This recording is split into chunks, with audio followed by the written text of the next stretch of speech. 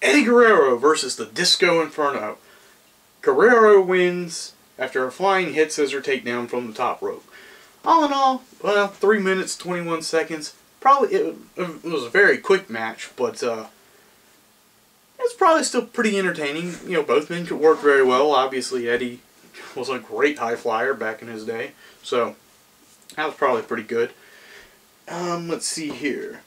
Chris Benoit and Dean Malenko versus the Blue Bloods, Lord Steven Regal and Earl Robert Eaton.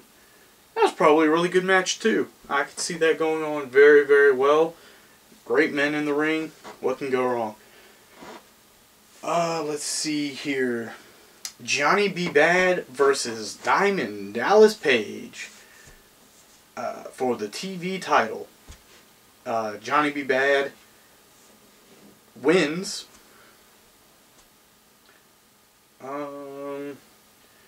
Randy Savage versus the Zodiac. Did I not just call it that? The Zodiac, who was Brother Brudai, who was Brutus the Barber Beefcake, loses to Randy Savage in a minute 30 seconds. So that match probably sucked, and not even probably, it did. He probably hit 3 moves, elbow drop, match was over. So, whatever. That was a throwaway, worthless piece of crap.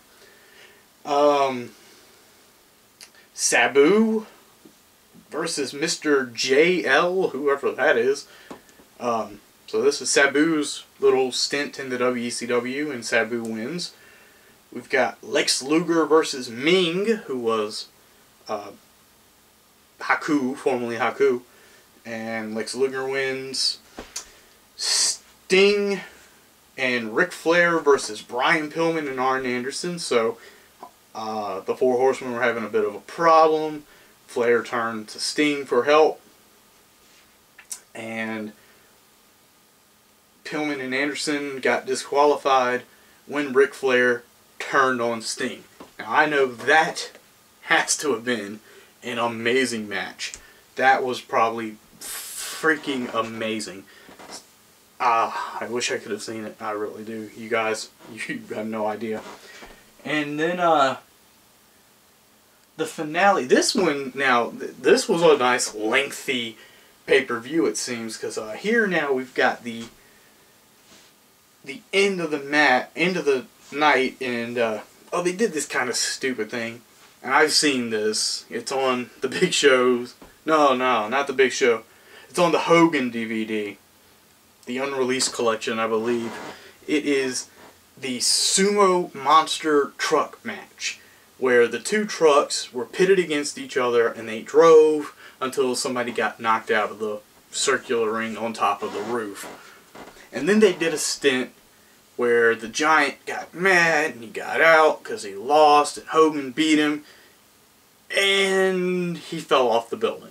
That's right. The Giant, who is now the Big Show, just in case anyone doesn't know, fell off of the building. Fell to his death off of the building. Later that night, we've got Hogan, who was supposed to... This was the first of 2 meetings. They were supposed to fight with the trucks and then fight in the ring.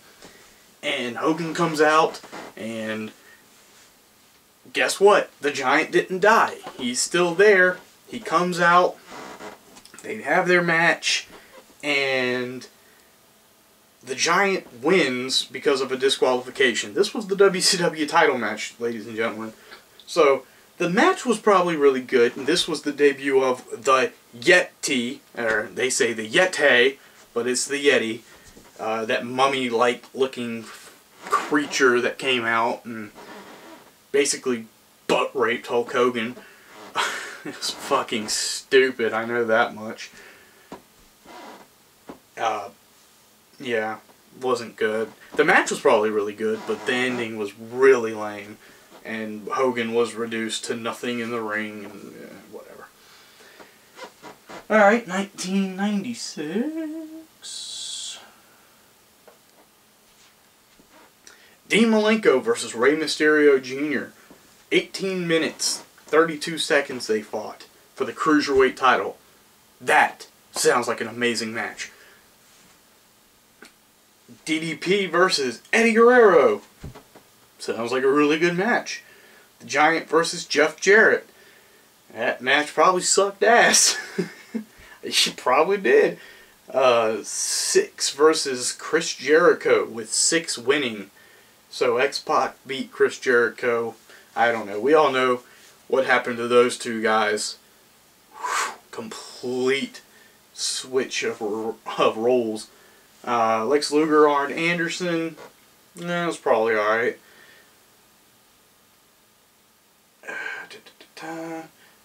Oh, here we go.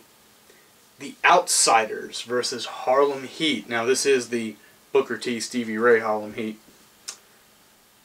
The Outsiders win for the tag team titles. This 1996 Halloween Havoc was the beginnings of the NWO.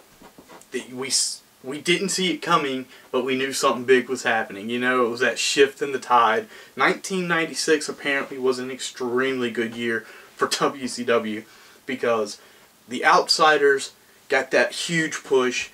Man, I do remember this. The NWO, the Outsiders, the whole debacle over it. It's something that shifted and changed my viewpoints on professional wrestling, as it did many worldwide. Whether you liked them, whether you hated them, it certainly did something for you. So that probably was a great match. Then Hogan versus Randy Savage, the main event for the belt. Hogan wins after the giant chokeslam Savage. And apparently Roddy Piper comes out after the match to confront Hulk Hogan and make his WCW debut. So, you know, I can do without Roddy Piper, but all in all, Halloween Havoc 1996 sounded like a great pay-per-view. The Outsiders, Harlem Heat, DDP, Eddie, Dean Malenko, Rey Mysterio, Chris Jericho, Hogan, Savage. I mean, Hollywood Hogan, by the way. He was Hollywood, so hell, the Outsiders and the NWO was basically already created by this point in time. I need to read a little closer next time. 97. You see what I'm saying, though? Like, I don't know. I loved Halloween Havoc. I loved the themes and all that good stuff. I wish I'd been able to see them, but they started losing the whole Halloween part to it, and there's no real shtick, I guess, you know, other than, you know, it's just the main event. I don't know. It's kind of weird. 97, Ultimo Dragon and Yuji Nagata. That was probably a good match. That was probably a really good match. Chris Jericho fights some guy named Gedo, G-E-D-O, excuse me, beats him with the Lion Tamer. Mysterio versus Guerrero, mask versus title match. Mysterio wins. Mr. Alex Wright fights Steve McMichael, and Alex Wright wins, so I'll miss that guy. Here's something interesting. Jacqueline versus Disco Inferno, so it was an intergender match, and Jacqueline wins. Kurt Hennig versus Ric Flair, so that's pretty cool. Mr. Perfect fighting this Ric Flair again, and Kurt Hennig wins for the U.S. title by disqualification. Luger versus Scott Hall. Luger gets Hall to submit with the torture rack. Sounds pretty cool. Randy Savage versus DDP in a Las Vegas sudden death match, whatever that means. Page was counted out after a fake sting. Hollywood Hogan hit Page with a baseball bat. The only way to win the match was to have your opponent not answer the referee's 10 count. So, it's a last man standing match. You see what I mean? I hate when they just make a simple match and they make it sound like it's so much different than what it actually is. A Las Vegas sudden death match. All it was a last man standing. That's pretty annoying. That's fucking retarded. And the main event, so apparently this was a year in the making. Roddy Piper versus Hulk Hogan. And this is the match that I've read about it, I've heard about it, and now I'm remembering it for sure. This match screwed Roddy Piper. You know, again, like him, hate him. I'm not really one of his big fans, to be personally honest. Perfectly honest. Damn it. But this match is a steel cage match. Piper wins with a sleeper hold, so renders the steel cage pointless, but whatever. But it wasn't for the belt. Roddy Piper did not make this match for the world title. He didn't get it ordained as such. So he won, but he lost big time. He had a chance to be the WCW champion, and he missed it. But that match apparently was a year in the making, and he fucking botched it by not getting it to be for the title. So, get it in writing, everybody. Always get it in writing. Let's see here, 1998, only a few more to go. Chris Jericho versus Raven for the TV title. That's a great opener. That's a really good opener. Jericho wins with the Lion Tamer. Man, I remember that move. I remember back in the day how vicious it used to be when he used to wrench down and crank that son of a bitch out. You know, he really pussed it out, or the WWE pussed it out, whatever, when he just basically made it Boston Crab, and a very sucky one at that. But back in the day, that move used to be amazing. Let's see here. Disco Inferno beats Juventud Guerrero. Juventud Guerrero was a really great performer back in his day, as was Disco. I really wish WCW had given more with all the people who they had on the undercard. You know, they missed a golden opportunity. Again, we already talked about Stone Cold Steve Austin, what Dustin Rhodes became as Goldust. I mean, Jericho making the switch over, what he did, Eddie, Ray. Yeah, they missed out on a lot of talent by not allowing the younger generation to advance in the ranks. And that's where they kind of started going awry. Let's see here. Well, this is weird, because I just said Disco Inferno, and yet he's in another match right here.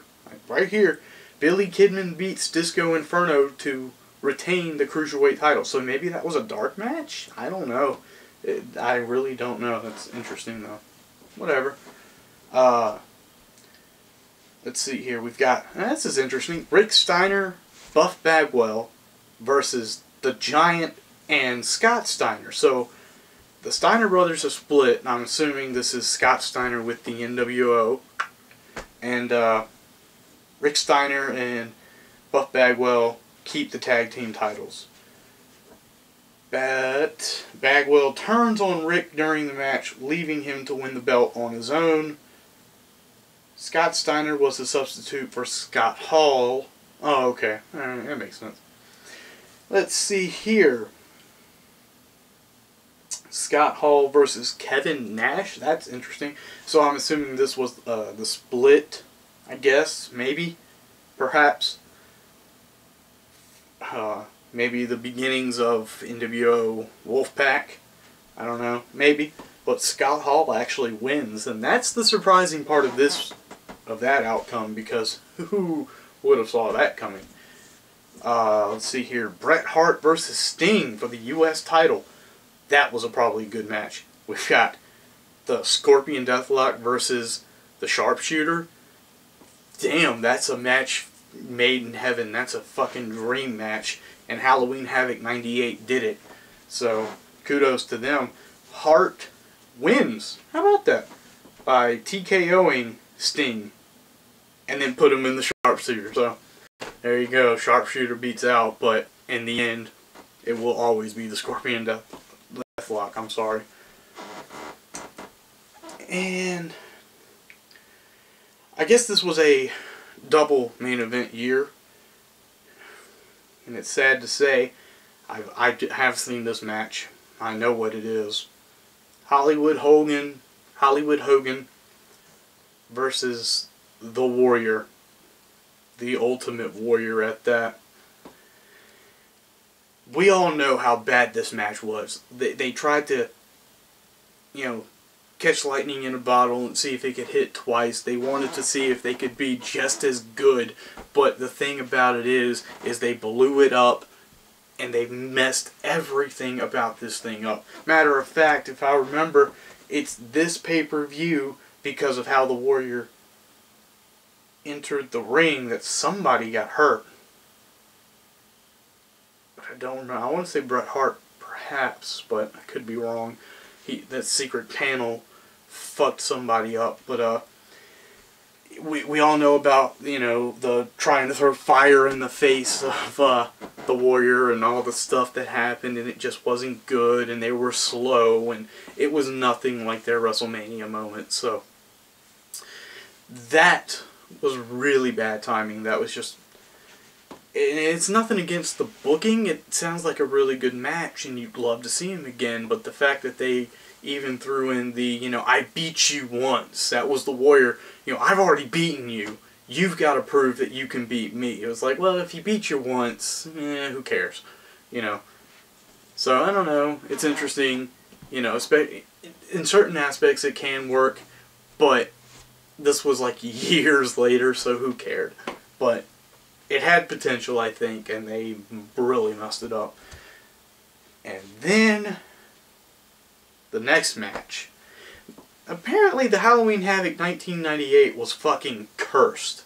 Because first we sat through Hogan Warrior, which I didn't buy the pay-per-view, but I know what happened. We sit through that god-awful match, which I have seen. And then we get DDP versus Goldberg for the WCW title. Again, to anyone who knows this pay-per-view, you know where I'm headed. But for those of you who don't, Halloween Havoc 1998 is when the WCW learned a valuable lesson in time management. See, when you broadcast on television, say WWE nowadays, it's scheduled to go from 8 to 11, but when does it really go off? 11:07? 11:15 if they've got a longer night scheduled or something? You know, they can make up the difference, and they can just pay off whatever they need to, and then go off the air. It's live TV. Pay-per-view is an entire different monster. It's a different beast altogether. I am paying for this time to this time. I'm paying from 8 o'clock to 11 o'clock. And that's it. I get one view, and if I want to see it again, I gotta pay it again. They went too long. The match was maybe about halfway done, maybe, and it cut off. The match cut off. The entire pay-per-view shut down. Nobody knew at the studio, I guess. Maybe somebody had to have known, but really the thing kept rolling. And the next night, the very next night on Monday Night Raw, they had to air the match, the missing part of the match that people didn't get to see. And they had to give refunds to people. People were infuriated that they paid money for a pay-per-view that got cut off. They learned a very valuable lesson, and this was kind of the beginning of the end of their tenure of being the dominant force in the professional wrestling thing. They were getting greedy, and they were getting careless, and they just didn't. They didn't care. So this was a huge knockback to him, and people swapped over kind of immediately to a program that they saw being better run. So Halloween Havoc 98 really had a lot of history. It has a lot of history for WCW and the whole event and in itself. And we're almost done, guys. We've only got 2 to go. Following year, it is 1999. Disco Inferno beats Lash LaRue. I remember him, Lash LaRue. Woo! For the Cruiserweight title. Harlem Heat versus the Filthy Animals, Billy Kidman and Conan. And the First Family, Brian Knobbs and Hugh Morris, in a triple threat street fight for the vacant tag team titles, and Harlem Heat won that. Eddie Guerrero beats Perry Saturn by disqualification. Let's see here. Brad Armstrong defeated Berlin. Berlin was Alex Wright. That was the alter ego of him. Who is Brad Armstrong? Fuck if I know. Rick Steiner beats Chris Benoit for the TV title. It's probably pretty good. Let's see here. Lex Luger beats Bret Hart. And he forced Hart to submit with the half Boston Crab. That's interesting, because he wasn't one to give up that easily. So, it only took 7 minutes, 46 seconds. I don't know. That was maybe okay. Sting beats Hulk Hogan. Hulk Hogan for the WCW title. Hogan laid down for Sting, allowing Sting to get the pin.